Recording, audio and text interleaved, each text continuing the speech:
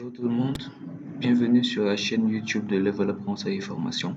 C'est un réel plaisir de vous avoir en notre compagnie. Dans le cadre de notre formation, 20 graphiques Excel pour des rapports Smart. Pour commencer à avoir l'habitude, ça fait plus d'un mois qu'on a commencé. Pour ceux qui nous suivent. Donc, aujourd'hui, on se retrouve pour le 18e graphique de notre formation, durant lequel je vous montrerai, durant cette formation, voilà, je vous montrerai comment concevoir un graphique de type jauge. Alors, c'est quoi un graphique de type jauge? Eh bien, dans cette vidéo, nous allons apprendre comment concevoir ce type de graphique qui est idéal pour suivre l'évolution d'un indicateur, comme vous le voyez à l'écran, d'une zone en fonction des différents niveaux d'alerte. Niveau d'alerte mauvais, bon, excellent, bref, suivant les niveaux d'alerte que vous aurez définis. Donc, ça peut être un indicateur très intéressant dans la gestion, dans le cadre du suivi et des taux de recrutement client, comme vous voyez à l'écran, taux de satisfaction clientèle et bien d'autres. Donc, pour exploiter, produire ce graphique, nous aurons besoin, comme à notre habitude, d'une table de données. Elle ne sera pas très grande, on aura besoin de 3 tables de données. Voilà, parce que comme vous voyez ces graphiques, vous voyez ces trois secteurs superposés. Voilà. Donc, nous aurons besoin de cette tableau-ci-là. On va les reproduire ensemble. Les tableaux pour les niveaux, les tableaux pour les échelles, les tableaux pour l'indicateur. N'étant pas à proprement parler assez compliqué, vous allez reproduire cela en même temps que nous. Donc, pas besoin de classeur disponible au téléchargement pour cette vidéo. Mais avant, n'hésitez pas, avant de commencer, n'hésitez pas à faire un tour euh, pour les nouveaux ou bien pour les anciens qui auraient manqué les précédentes vidéos, à faire un tour sur les précédentes vidéos qu'on a eu à voir. Nous avons abordé pas mal de graphiques, les graphiques des Miano, les graphiques de type feu tricolore, les sparklines, les graphiques de batterie, les graphiques de type carte. Tout est expliqué pour que vous puissiez adapter à la carte de votre région, de votre pays. Le graphique thermomètre, pyramide des âges, radar, le graphique en grande masse pour le bilan. Bref, nous avons vu pas mal de graphiques dont la maîtrise serait indispensable pour mieux représenter vos données dans vos rapports ou représenter certains indicateurs dans vos tableaux de bord. Donc, trêve de bavardage.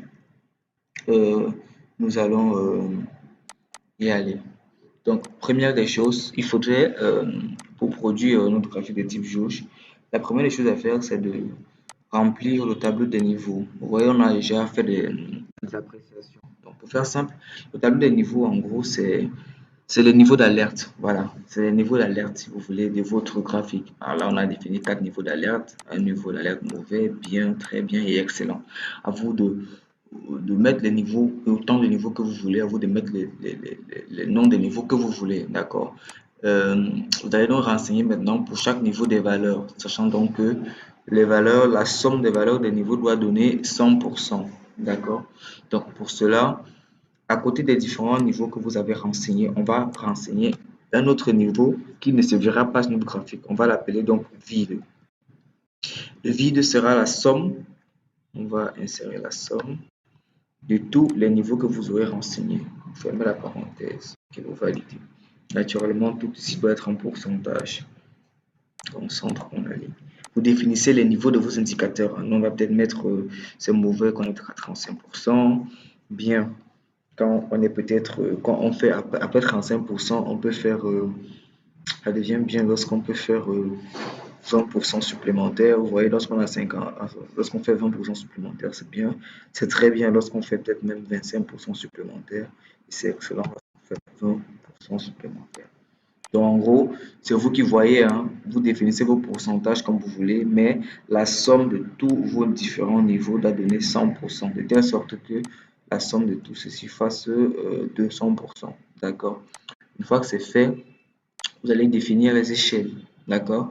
Les échelles de graduation de votre graphique. Bon, généralement, on va aller des échelles de 10 en 10. De 10 en 10, hein. On va sélectionner cette petite plage-là, peut-être comme ceci. On va mettre en pourcentage. D'accord? Après, on peut centrer. Voilà. À ce niveau-ci, on a donc les échelles. On va aller de 10. On tombe à 20. Donc, on va aller de 10 en 10. Donc, après 10 et 20, on peut sélectionner les deux.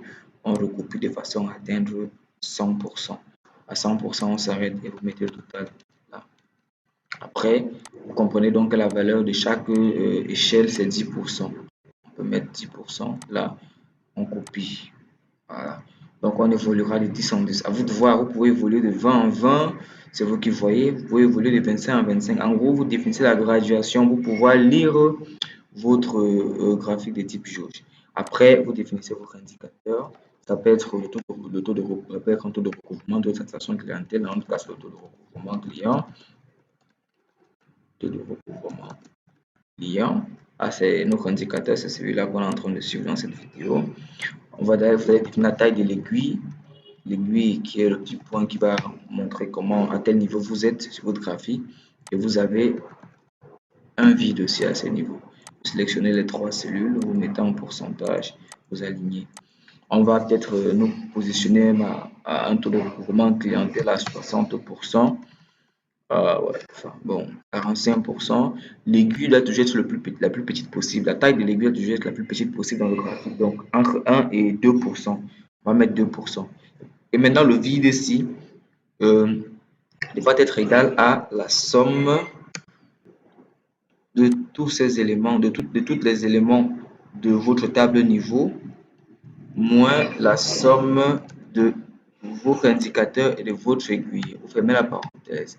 De telle sorte que la somme de tous ces éléments doit se donner de 200%, tout comme cet élément, ces éléments-ci. D'accord? On mettra ici le total. On fera le total des échelles aussi. Somme. On va aller vous arranger. Ouais, vous voyez, la somme de tous vos éléments, quand vous prenez tous les éléments de chaque tableau, donne 200%. À chaque fois 200%. C'est pour faire un arc complet de cercle. Une fois qu'on a renseigné tous les éléments de nos différentes échelles, de nos différents tableaux, on peut dire que la première étape est finie. On passe maintenant à la phase de la conception graphique. Pour la conception graphique, on commence avec le premier tableau. Vous allez sélectionner tous ces éléments-ci là, voilà, des tableaux de niveau. Vous allez à insertion. Dans insertion, vous déroulez le groupe, dans graphique, vous déroulez le groupe secteur et vous choisissez le type graphique canaux. Vous pouvez agrandir et vous vous positionnez juste là. D'accord, on peut le positionner juste là. Vous cliquez sur le titre, vous supprimez la touche Support Delete, vous cliquez sur les légendes, vous supprimez la touche Support Delete. Une fois que c'est fait, l'étape suivante, ce sera d'effectuer une rotation sur notre graphique. D'accord, pour cela, vous cliquez sur un anneau quelconque. Vous remarquez que tous les anneaux sont sélectionnés. Vous faites un clic droit et dans le menu qui apparaît, vous cliquez sur mettre en forme une série de données. Une petite fenêtre latérale apparaît et dans l'angle du premier secteur, vous saisissez 270 degrés et vous validez sur la touche entrée. Vous voyez, notre graphique a effectué bel et bien une rotation. Là maintenant, vous pouvez ensuite définir l'épaisseur. Vous pouvez sélectionner, mettre une épaisseur à 50 et vous validez la touche entrée. Voilà, vous fermez.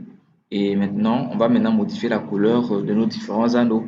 On voudrait que cet anneau du bas soit transparent, d'accord? Vous remarquez que tous vos anneaux sont sélectionnés. Vous allez cliquer à nouveau sur cet anneau-ci pour le sélectionner individuellement. Si jamais chez vous, tous vos anneaux n'étaient pas sélectionnés, vous revenez, vous cliquez sur un anneau, tous vos anneaux sont sélectionnés et vous cliquez sur l'anneau que vous voulez sélectionner individuellement pour le sélectionner individuellement. Une fois que c'est fait, dans la barre de ruban, vous vous rendez à mise en forme. Vous déroulez les contours, vous faites le vide, vous déroulez le remplissage, vous choisissez aucun remplissage. OK? Automatiquement, vous vous rendez donc compte que il n'y a plus l'anneau du bas là qui représente le vide sur notre graphique. Donc 100%, vous voyez donc, est transparent. Donc en gros, on va partager à chaque fois notre graphique en deux. Il y aura 100% qui auront des données et il y aura les 100% du bas qui seront toujours transparents. D'accord? Très bien. Maintenant, on va modifier les couleurs de chaque élément en fonction de la couleur que vous voulez pour chaque niveau. On clique ici. Le premier, c'est le mauvais. Donc, c'est la cellule avec le plus, on va dire ça comment? Enfin, c'est l'arc, voilà, c'est l'anneau correspondant au niveau mauvais. Si vous ne parvenez pas à vous retrouver, vous cliquez sur le petit plus là. Enfin, vous cliquez à côté, vous cliquez sur un anneau. Vous vous rassurez que tous les anneaux sont sélectionnés. vous cliquez sur le plus et vous cliquez sur les vous déroulez étiquette et vous choisissez légende. Voilà, on peut laisser. D'accord. Quand vous faites ça, vous cliquez à côté, vous rendez donc compte, vous pouvez cliquer ici, vous supprimez, enfin, vous faites retour, hein. Vous cliquez à nouveau, vous cliquez 2 fois sur une étiquette, vous supprimez. Vous voyez bien à quoi correspond chacun des. Vous voyez bien que avec les étiquettes, vous pouvez bien et bien vous retrouver pour savoir à quel anneau renvoie tel élément. C'est clair qu'il y a eu un petit calcul là, mais c'est pas intéressant, ça ne nous intéresse pas, puisque de toute façon, on ne va pas utiliser les légendes. C'est pas ça qui nous servira de graduation, c'est cet élément-ci. Donc maintenant, vous savez que ça c'est mauvais, bien, très bien et excellent. Maintenant, vous pouvez cliquer naturellement sur ces machins pour les supprimer. Donc, on revient. Vous cliquez sur un anneau, l'anneau mauvais pour le sélectionner. Vous cliquez à nouveau pour le sélectionner individuellement. Vous rentrez dans mise en forme. Vous choisissez la couleur de remplissage. On va dire mauvais correspond peut-être à la couleur rouge. Maintenant, vous cliquez une fois sur l'anneau suivant qui va correspondre au type bien. Bien, on va peut-être mettre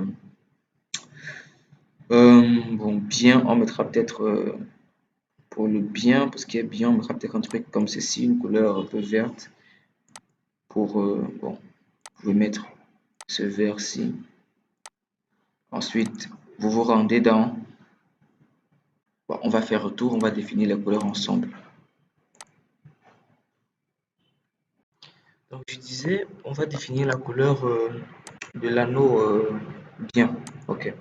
Donc, vous cliquez sur l'anneau, vous cliquez à nouveau sur le plus, le individuellement, mise en forme. Et on va essayer de définir une couleur. On peut choisir la couleur verte là. Voilà. Maintenant, toujours l'anneau mauvais, l'anneau bien sélectionné, on déroule remplissage, on se rend dans autre couleur de remplissage, on augmente un peu la transparence, peut-être à 60%.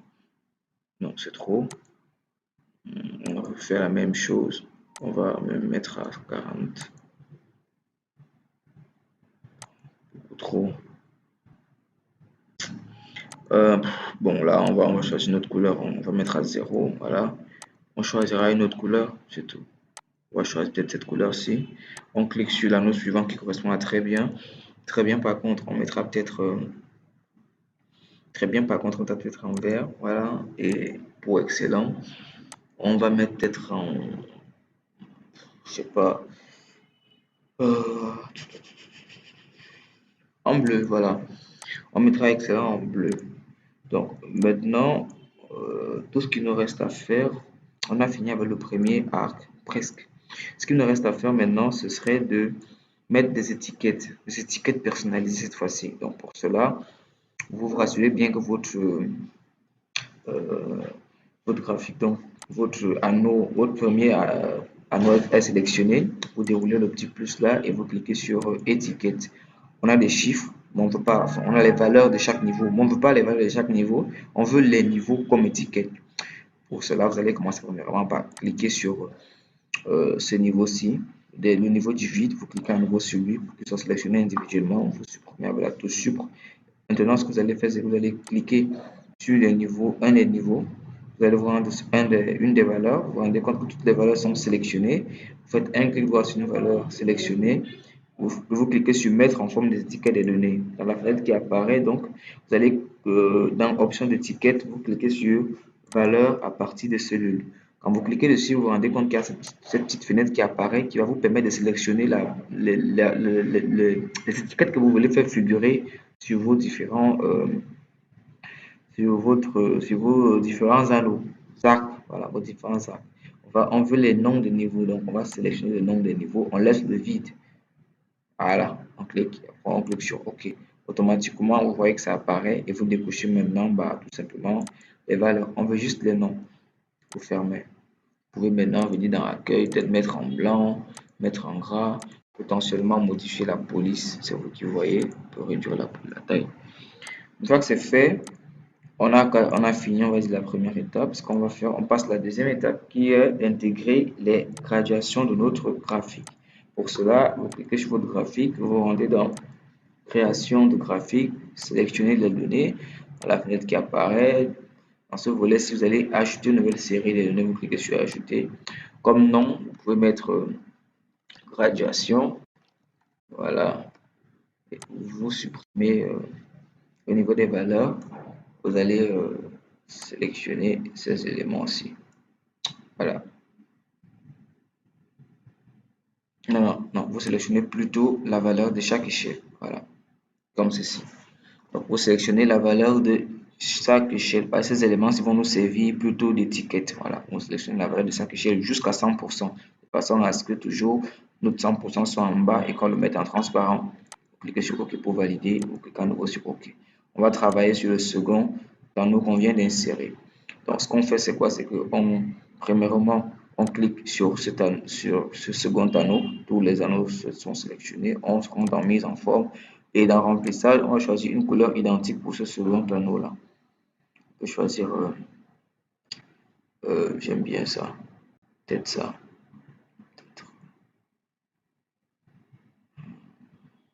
Ouais, on va choisir ça. Quoique j'aime bien ça. Ceci. Voilà, on choisit cette couleur-ci. Une fois que c'est fait, vos anneaux sélectionnés, vous cliquez sur le second anneau du bas, là, le vide, pour le rendre transparent dans remplissage. Voilà, très bien. Une fois que c'est fait, vous cliquez sur tout à côté, vous cliquez à nouveau sur l'anneau externe, tous les anneaux sont sélectionnés. Vous rendez dans le petit plus, vous cliquez sur étiquette, vous voyez les petites étiquettes qui apparaissent. Vous cliquez sur l'étiquette du vide, vous cliquez à nouveau sur lui, vous le supprimez, la touche sucre. Maintenant, pour ces étiquettes-ci-là, on va faire, vous allez cliquer sur ces étiquettes-là, vous faites un clic droit, mettre les étiquettes en forme. On va choisir les étiquettes en fonction de valeurs à partir des cellules. On va donc sélectionner ces valeurs-ci. Voilà. On va cliquer sur OK. On va décocher l'option valeur ici et bingo. Là maintenant, pour chaque niveau d'étiquette, on a la valeur de chaque échelle. On a 10, 20, 30, 40 jusqu'à 100%. Très bien. Maintenant, ce qu'on peut ensuite faire, c'est peut-être, je sais pas, c'est vous qui voyez, mettre en gras, choisir peut-être une couleur de remplissage. On peut choisir une couleur peut-être noire et mettre la couleur là, voilà, comme ceci. Maintenant, réduire légèrement la police, changer la taille de la police, changer la police, voilà. Maintenant, ce qu'on peut faire, c'est quoi? Vous cliquez sur l'anneau central, vous faites un clic droit, mettre en forme série de données et vous pouvez réduire l'épaisseur pour essayer d'agrandir un peu votre graphique. On peut se positionner même à 30%. Voilà. Et puis voilà, vous pouvez agrandir votre graphique comme ceci avec les redimensionnements internes de votre graphique. Voilà. Donc là, c'est à peu près acceptable. Alors maintenant, tout ce qu'il nous reste à faire sur le coup, c'est d'insérer notre indicateur et l'aiguille de progression. Pour cela, vous cliquez sur votre graphique, toujours création, sélectionnez les données. On va ajouter une nouvelle série de données. Là, vous allez parler de indicateur, ou bien vous pouvez appeler ça aiguille. Voilà. Parce qu'en gros, c'est l'aiguille qu'on veut insérer. Voilà. On veut une aiguille qui va progresser là. Vous supprimez la valeur. Naturellement, vous sélectionnez toute la plage de données là, de votre indicateur. OK. Et vous cliquez sur OK pour valider. Vous cliquez sur OK pour valider. Donc, rapidement, on se rend compte qu'on a la forme naturellement anneau pour notre graphique. On va cliquer sur le graphique externe qu'on vient d'insérer, se rendre dans création de graphique, aller dans modifier le type de graphique, dans la fenêtre qui apparaît. À ce niveau des séries de données représentées, on voit que c'est voilà notre série qu'on vient de représenter, qui est la série aiguille. On déroule ici pour choisir le type de graphique secteur. Une fois que c'est fait, votre graphique change d'apparence. Vous voyez déjà l'élément là. Vous cliquez sur OK pour valider. Il ressemble vraiment à rien, nous sommes d'accord. Donc, on va l'arranger. Voilà. Vous cliquez sur le graphique externe. Vous faites un clic droit. Mettre en forme une série de données. Premièrement, là, vous allez saisir au niveau de l'angle du premier secteur. Vous saisissez 270 degrés pour effectuer une rotation de votre graphique. Une fois que c'est fait, vous pouvez légèrement même augmenter. Non, faites retour. On va faire ça après. Donc, vous fermez là, voilà, très bien. Maintenant, vous cliquez, vous pouvez cliquer à côté. Vous faites ensuite, vous cliquez sur le graphique secteur, sur un secteur, en l'occurrence le gris. Vous cliquez à nouveau sur lui pour le sélectionner individuellement. On va les rendre transparents. Remplissage transparent. Et voilà, on retrouve dans notre graphique. On fait la même chose pour le bleu. On clique dessus une fois. On déroule, aucun remplissage. Et voilà. Donc là, on a notre aiguille qui est en orange. On va donc mettre notre aiguille en forme. Pour cela, vous cliquez sur l'aiguille. Vous voyez que tout le graphique est sélectionné, même les pailles transparentes. Vous cliquez à nouveau sur l'aiguille. Vous pouvez mettre une couleur sombre cette fois-ci. Voilà, peut-être avec un remplissage bon, on va mettre aucun contour, sans contour. Voilà. Donc là déjà, vous voyez que bon, on a déjà à peu près. Si vous avez l'impression que la taille de votre aiguille est trop grand, vous pouvez même mettre 1%. Vous voyez, ça s'affine un peu. Voilà, c'est vous qui voyez. Puis maintenant, on peut faire des tests, hein. Si je mets 10%, vous voyez, là, c'est bel et bien 10%. On est à 10%. On quitte de 0 à 10%. Voilà. On peut mettre même 5%, ça sera la moitié. Vous voyez comment l'aiguille se déplace. 60%, l'aiguille se déplace. Comme ça vous permet d'apprécier à quel niveau vous êtes exactement et dans quelle zone d'appréciation du niveau de risque. Voilà. Euh, vous vous situez, enfin, du niveau d'appréciation de l'indicateur. Est-ce que vous êtes à un niveau dangereux? Est-ce que vous êtes à un niveau plutôt acceptable? Si je suis par exemple à 95%, je serai au niveau excellent. Voilà. Si je suis à 80%, je serai à peu près à la fin du très bien. Si je suis à 90%. Ah, donc en gros, là vraiment, la seule chose, une fois que vous avez fait tous ces éléments-ci, la seule chose dont vous pouvez encore modifier, c'est la valeur de l'indicateur. Pour que vous allez naturellement paramétrer l'indicateur pour que quand vous alimentez vos données, par exemple pour calculer le taux de recouvrement, vous allez faire le rapport entre les recouvrements, les règlements des clients et le montant total des créances. Naturellement, ce sera une formule de façon à ce qu'au fur et à mesure que vous allez alimenter les règlements et les créances clients, eh bien, le taux de recouvrement clientèle évolue au fur et à mesure que vous allez, que l'indicateur aussi évolue. Donc, la seule chose que vous aurez automatisé ici, c'est peut-être le calcul de l'indicateur à 50%. On est bel et bien naturellement à 50%. Après, c'était tout, hein. La chose que vous pouvez faire ici, c'est que vous vous rendez compte qu'avec cette disposition, on a trois graphiques superposés. Naturellement, le graphique de l'aiguille est celui qui est le plus au-dessus parce que quand vous cliquez dessus, vous voyez, vous ne pouvez plus accéder aux graphiques qui sont en dessous pour éventuellement modifier la couleur de ces graphiques-là si jamais, ou bien peut-être élargir l'épaisseur des anneaux. Par contre, si vous voulez le faire, vous pouvez faire, on vous conseille de cliquer sur ce dans le secteur, si faire un clic droit, mettre en forme de graphique et augmenter l'éclatement des secteurs, d'accord? Vous pouvez augmenter, vous pouvez augmenter, vous pouvez augmenter. Naturellement, les secteurs qui vont bouger principalement sont les secteurs invisibles, voilà, c'est pas vraiment un problème. Et les secteurs, et le gris va rester. De façon à ce que, vous voyez bien que là, on a les autres graphiques qui deviennent maintenant accessibles parce qu'on a un peu, on va dire ça comment? On a augmenté l'éclatement des différents secteurs. Voilà. Vous fermez, vous cliquez, ça va, enfin, voilà, c'est vrai que c'est visible. Vous pouvez cliquer dessus et vous venez dans mise en forme et vous choisissez sans contour. Voilà. Sans contour, ça c'était visible parce qu'il y avait les contours blancs. Avec sans contour, on ne voit pas. Voilà. Donc là, vous pouvez maintenant accéder aux différents graphiques, voilà, aux différents graphiques, sous-graphiques qui sont là afin de peut-être éventuellement modifier la couleur. Je peux décider que la couleur de ce secteur, s'il ne me plaît pas, je choisis euh, une couleur comme ceci, voilà, vous voyez. Puis je peux décider de changer de couleur, voilà.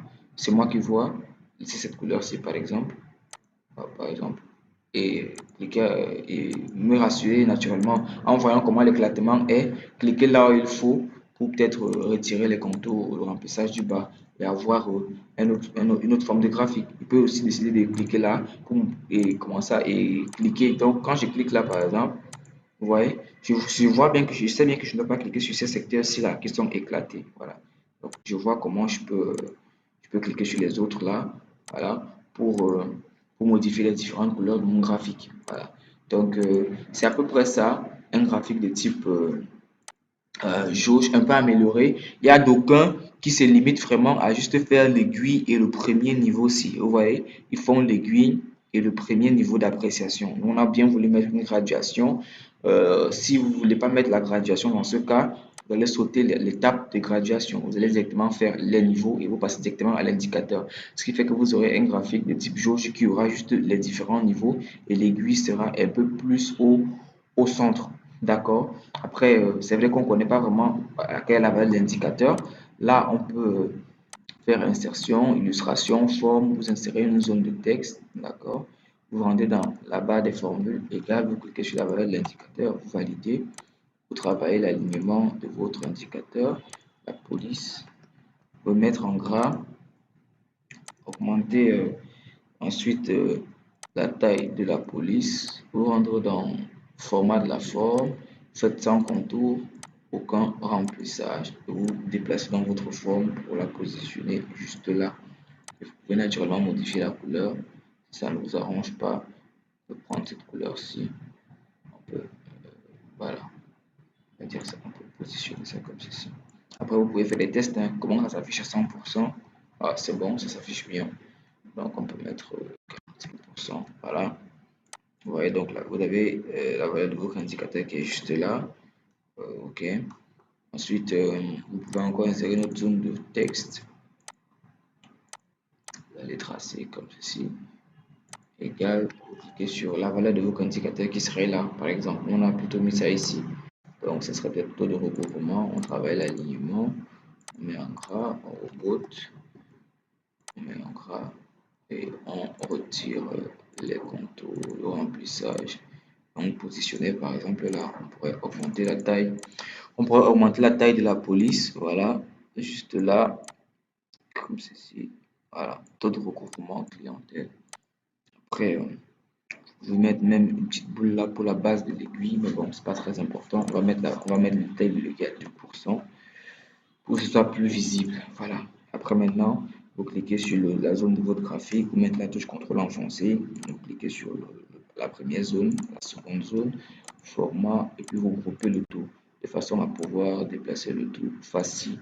Vous pouvez maintenant vous amuser à modifier la valeur de l'indicateur pour voir comment l'aiguille évolue et voir où vous êtes situé très exactement. Donc, c'était globalement tout ce qu'on avait à vous présenter dans cette vidéo formation traitant de la réalisation de ce graphique de type jauge que vous avez à l'écran. Nous espérons que cet indicateur vous sera utile euh, dans vos travaux, voilà, au quotidien, vos tableaux de bord ou bien la représentation d'un indicateur quelconque dans un rapport, que vous n'hésiterez pas à l'utiliser. Donc, cette vidéo vous a plu, n'hésitez pas à manifester, liker, commenter pour nous dire ce que vous n'avez pas aimé. Abonnez-vous si cela n'est pas déjà fait pour ne rien manquer des prochains graphiques et des prochaines vidéos que nous ferons sur Excel, sur la comptabilité, sur la finance. Sur notre chaîne. On va passer beaucoup de temps ensemble. Donc, n'hésitez pas à nous suivre pour ne rien manquer. Activez la cloche de notification. Je sais que je ne l'ai jamais dit d'ailleurs. Pour toujours être informé à chaque fois qu'on aura des vidéos, on se bat à avoir un rythme de publication de 2 à 3 vidéos par semaine. Les mercredis, les vendredis et les dimanches. Pour l'instant, on s'est stabilisé à ces périodes-là. Donc, n'hésitez pas à activer la cloche de notification pour ne rien manquer. Partagez aussi les vidéos, les liens des vidéos sur vos réseaux. Ça nous aidera beaucoup à être beaucoup plus nombreux, à faire bénéficier ce que vous avez vu ici par d'autres personnes. Ça peut être vos collègues, vos connaissances et membres de votre famille, vos amis qui sont désireux naturellement de se faire former, enfin d'apprendre des petits trucs sur Excel. Donc, n'hésitez pas à faire ce partage-là pour que nous soyons beaucoup plus nombreux. Donc, merci de nous avoir suivis jusqu'à la fin. On se retrouve pour la prochaine fois, voilà, pour une prochaine vidéo dans le cadre de notre formation, un graphique Excel pour des rapports Smart. Merci.